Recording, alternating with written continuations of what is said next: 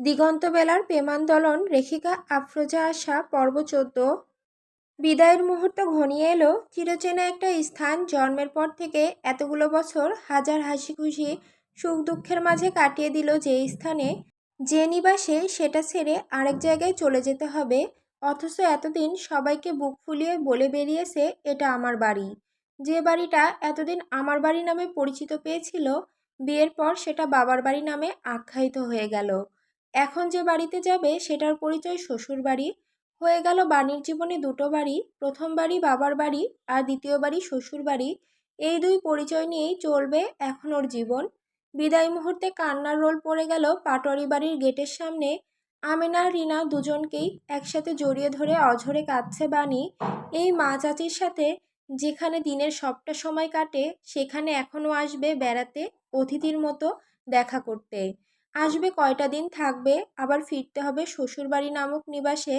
মেয়েদের জীবনে কি আজব এক নিয়ম, তাই না? কিন্তু এই নিয়মের বাইরে কেউ যেতে পারবে না। এই নিয়ম যে যুগ যুগ ধরে চলছেই। যুগ পাল্টাবে, আধুনিকতা বাড়বে, কিন্তু সৃষ্টিকর্তা প্রদত্ত নিয়ম পাল্টানোর ক্ষমতা কারো নেই। বাণীর কপালে একটা মমতাময়ী পরশ দিয়ে ওকে ঠেলে দূরে সরিয়ে দিল আমেনা। বাণী আবারও তার বুকে পড়তে চাইলে সরে দাঁড়ালো সে। মুখ ঘুরিয়ে নিয়ে বড় বড় কদম ফেলে অন্দরের দিকে চলে গেল। সবাই বুঝলো আমেনার মনের অবস্থা। ওর পিছু পিছু দৌড়ে গেল রিনা। তবে যাওয়ার আগে বাণীকে রাসেল পাটোয়ারির হাতে দিয়ে গেল। বাণী হেঁচকি তুলে কাঁদছে, চোখ ঘুরিয়ে আশেপাশে একজন খুঁজলো খুব করে, কিন্তু পেল না। রাসেল ছলছল নেত্রে বাণীর মাথায় স্নেহের হাত রেখে বলল, তোমার আব্বু ক্যাটারিংয়ের ওদিকে আছে, সেখানের কাজ ফেলে আসতে পারছে না। বাণী জানে এটা সম্পূর্ণ মিথ্যা কথা। রহমান পাটোয়ারি ইচ্ছে করে নিজেকে সরিয়ে রেখেছে, হয়তো মেয়ের সামনে দুর্বল হতে চায় না। রাসেল পাটোয়ারি বাণীর এক হাত ধরে নিয়ে গিয়ে দিহানের সামনে দাঁড়ালো। তৎক্ষণাৎ বাণীর পাশে এসে ওর অপর হাত ধরে দাঁড়ালো ওর জীবনে সবচেয়ে বড় ভরসার হাত। বাবাকে দেখে আরও কান্নায় ভেঙে পড়ল বাণী। এদিকে ওদের থেকে একটু দূরে বাইকের সাথে হেলান দিয়ে দাঁড়িয়ে সামনের দৃশ্যগুলো দেখছে দিগন্ত। হাত বগল দেওয়া করে গম্ভীর চোখে অবলোকন করছিল সবকিছু। এতক্ষণ পর রহমান পাটোয়ারিকে আসতে দেখে ব্যঙ্গাত্মক গলায় বলে উঠল, যাক, অবশেষে এসেছে। আমি আরও ভাবলাম অন্য সব নামের আদর্শ বাপগুলোর মতো তোর বাপ মেয়ের সামনে দুর্বল হবে না বলে ঘরের কোণে লুকিয়ে থাকবে। যাক, সব ক্ষেত্রে আদর্শ না হলেও কিছু ক্ষেত্রে ঠিক আছে তোর বাপ। কথাগুলো শেষ করে পাশে দাঁড়িয়ে থাকা বেলার দিকে তাকালো দিগন্ত। তাকেই চোখগুলো কুঁচকে নিল। নীরবে চোখের পানি ফেলছে বেলা। বোনের কান্না দেখে নিজেও কাঁদছে।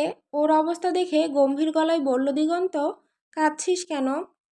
বেলা জোরে নাক টেনে ফ্যাঁস ফ্যাঁস গলায় উত্তর করল, আপা এখন থেকে আপনাদের বাড়িতে থাকবে। আপাকে ছাড়া আমি কিভাবে থাকবো? আপার সাথে থাকতে চাস?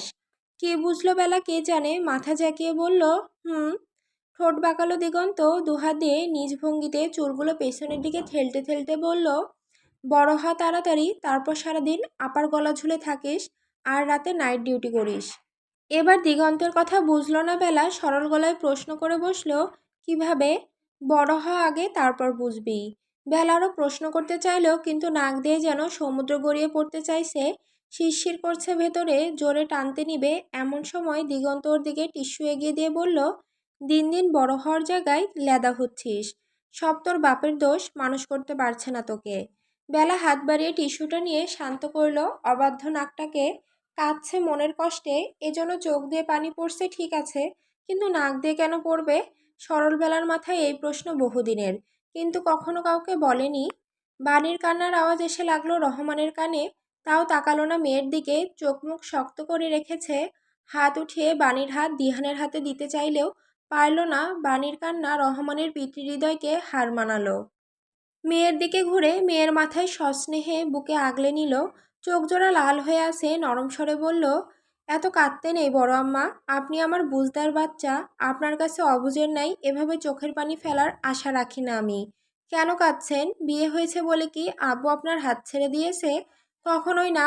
আব্বু সবসময় আপনার পাশে ছায়ার মতো আছে, বরং আব্বু আপনার পাশে আব্বুর চেয়ে শক্ত একটা হাত ধরিয়ে দিয়েছে। এখন আব্বুর চেয়েও আপনার স্বামী আপনার বড় ছায়া। বোকার মতো কাঁদলে চলবে?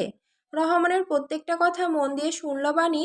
কান্নার বেগ থামলো, কিন্তু চোখের পানি বাদ মানছে না, গড়িয়ে পড়ছে অবাধে। রহমান আর রাসেল দুভাই বাণীর হাত ধরে দিহানের হাতে ধরিয়ে দিল।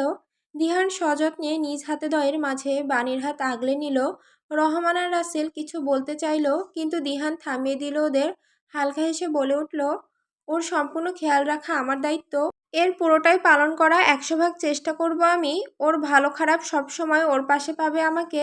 চিন্তা করবেন না আপনারা, শুধু মন ভরে দোয়া দেন আমাদের দাম্পত্য জীবনের জন্য।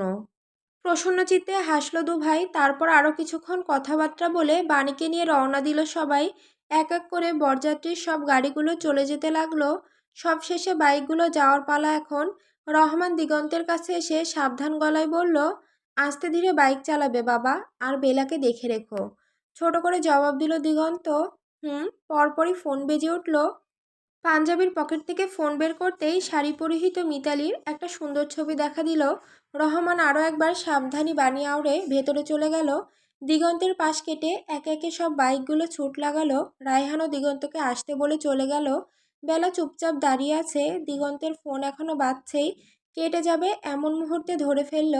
কানে চেপে ধরতেই মিতালির চিন্তিত কণ্ঠস্বর ভেসে এলো, বড় ভাইজান তো মনা আর ওর মেয়েকে নিয়ে সেই ঘন্টা দুয়েক আগে এবারই এসেছে দিগু। আজ নাকি ওরা থাকবে এখানে। হুম। অস্থির হলো মিতালির কণ্ঠস্বর। তাহলে তুই কি করবি? বাড়ি আসবি না আজ? না। এটার কি খুব প্রয়োজন আছে? তোর বাড়ি তুই আসবি না? সকাল থেকে তো কিছু খাসনি। ওখানেও যে মুখে কিছু তুলিসনি তা আমি ঢের জানি। চিন্তা নেই, খেয়ে নিব। হতাশার শ্বাস ফেলল মিতালি। ধীর আওয়াজে বলল, বেলা। কানে ফোন ধরে রেখেই চোখ ঘুরিয়ে বেলার দিকে তাকালো দিগন্ত। আস্তে করে বলল, আছে। ও তো আজ রাতটাই আছে এ বাড়িতে। ও থাকবে অথচ তুই থাকবি না? না। আচ্ছা বুঝেছি, রাত হচ্ছে অনেক, ওকে নিয়ে আয় তাড়াতাড়ি। হুম। বলে কেটে দিল ফোন। তারপর পাঞ্জাবের হাতা গুটিয়ে বাইক স্টার্ট দিল। বেলাকে বলল উঠে বসতে। বেলা বসলো ঠিকই, মাঝে এক হাত ফাঁকা রেখে বসলো। মিররে বেলার কাহিনী দেখে পেছনের দিকে ঘাড় ঘুরিয়ে ধমকে উঠল দিগন্ত। শেষ মাথায় গিয়েছিস কেন? পড়ে যাওয়ার শখ হয়েছে? এগিয়ে আয়, ভালোভাবে ধরে বস। বেলা সোজা দুপাশে মাথা নাড়িয়ে বলল, না। ভ্রু গুটালো দিগন্ত। কেন? আবু বলেছে ছেলেদের থেকে দূরে বসতে। ঠিকই বলেছে, ছেলেদের থেকে দূরেই থাকতে হবে বেলাকে। তাই দিগন্ত বলল, ঠিক বলেছে তোর বাপ, এখন ঠিকভাবে ধরে বস। বেলা টুকুর টুকুর চোখে তাকালো দিগন্তের দিকে। এ আবার কেমন কথা? ঠিক বলেছে বলে আবার ছেলের কাছে বসতে বলছে। সরল গলায় প্রশ্ন করল, ঠিকভাবে বসবো মানে? আপনি কি ছেলে না? আপনাকে ধরে বসবো কেন? বেলার কথা কর্ণকুহরে স্পর্শ করতেই আকাশের দিকে মুখ তুলে তাকালো দিগন্ত। একটা লম্বা শ্বাস টেনে গমগমে গলায় বলল, সেটা বুঝবি একদিন। তোর বাপ ঠিক বললেও সেটা অর্ধেক ঠিক বলেছে। সব ছেলেদের থেকে দূরে থাকবি, কিন্তু আমি অনেক ভালো মানুষ, তাই আমার থেকে দূরে থাকার প্রয়োজন নেই। এ কথা বলতে ভুলে গিয়েছে। নে আমি বলে দিলাম, এরপর তোর ওই মুখ থেকে যদি একটাও শব্দ বের হয়েছে, তাহলে রাস্তায় ধাক্কা মেরে ফেলে চলে যাব। ঠোঁট উল্টালো বেলা। হালকা এগিয়ে এলো দিগন্ত। দিল আরেকটা রাম ধমক। ওর ধমক শুনে টুস করে এগিয়ে এলো বেলা। মাঝে কয়েক ইঞ্চি দূরত্ব এখন। তারপর এক হাত আস্তে করে দিগন্তের ঘাড়ে রাখলো। দেখলো সব কিছুই দিগন্ত। তারপর একটানে ছেড়ে দিল বাইক। জোরগতিতে বাইক চালিয়ে কিছুক্ষণের মাঝেই তালুকদার বাড়ির সামনে এসে থামলো দিগন্ত। বেলা নামলো বাইক থেকে। দিগন্ত ভারী গলায় বলল, যা ভেতরে যা, সোজা মনির কাছে যাবি আগে। আপনি যাবেন না? না। সঙ্গে সঙ্গে পাল্টা প্রশ্ন করলো বেলা, কেন? ভালো লাগলো দিগন্তের, কিন্তু প্রকাশ পেল না। বিরক্তি ভাব নিয়ে বলল, তোকে এত বলতে হবে কেন? বেলা আবারও মুখ খুলতে নিয়েছিল, কিন্তু থেমে গেল, কারণ রায়হানের বাইক দিগন্তের পাশে এসে দাঁড়িয়েছে। হুট করে রাগ নাকের ডগায় চলে এলো বেলার। কিছু না বলেই মুখ ভেটকে ধূপধাপ পা ফেলে চলে গেল বাড়ির ভেতরে। বেলার কাছে অবাক হলো রায়হান। বিস্মিত গলায় বলল, কি হলো বলতো? বেলা এইভাবে চলে গেল কেন? রায়হানের দিকে তাকিয়ে শয়তানি হাসি দিল দিগন্ত। তেসরা গলায় বলল, ওকে বলেছিলাম তোর প্রেমিকা আছে। মাথায় হাত পড়ল রায়হানের। দিগন্তের দিকে চোখ পাকিয়ে তাকালো। শালা হারামজাদা, বাচ্চা মেয়েটার মন ভেঙেছিস? আর আমি এখন জানলাম? নির্ঘাত বদদোয়া দিয়েছে আমাকে। শালা তোদের এগুলোর জন্যই এখনো বিয়ে হয় না আমার। চোখ মুখ কুঁচকালো দিগন্ত। বাইক স্টার্ট দিতে দিতে বলল, ফালতু কথা স্যার, চল এখান থেকে তাড়াতাড়ি, দম বন্ধ লাগছে আমার। দীর্ঘশ্বাস ফেলল রায়হান। ভারী গলায় বলল, মনা কথা বলতে চেয়েছিল আমার সাথে। স্টপ। বিরক্ত আমি, পরিবেশটাই সহ্য হচ্ছে না। বলে বাইক ছাড়লো দিগন্ত। ওর সাথে সাথে রায়হানও ছাড়লো। দুটো বাইক একসাথে ধুলো উড়িয়ে চলে গেল শোষ গতিতে। গভীর রাত হয়েছে, চারপাশে অন্ধকারে ছেয়ে আছে। রাতের ঠান্ডা বাতাস বইছে আস্তে আস্তে। মাথার উপরে আকাশটাতে একটা গোলাকার বড় চাঁদ দাঁড়িয়ে আছে। ওর আলোয় মৃদু আলোকিত চারপাশ, মিটিমিটি তারাগুলো জ্বলছে। এমন একটা মনোমুগ্ধকর পরিবেশের মাঝে বিশাল বড় একটা ফাঁকা মাঠে দুটো বাইক দাঁড়িয়ে, বাইকের সাথে হেলান দিয়ে ঘাসের উপর বসে আছে রাইহান আর দিগন্ত। দুজনের হাতেই ধোঁয়া ছড়ানো সিগারেট। দুটো নেশাখোর সিগারেট ফুঁকছে আপন মনে। এই ফাঁকা পরিবেশের মধ্যে সিগারেটে একটা টান দিয়ে রায়হান বলল, দিহানকে ফোন লাগা। ঘাড় ফেরালো দিগন্ত, ভ্রু নাচিয়ে প্রশ্ন করল, কেন? বেটা হয়তো এতক্ষণে রুমে চলে গিয়েছে বউ নিয়ে। গেলে যাবে, তাতে তোর কি?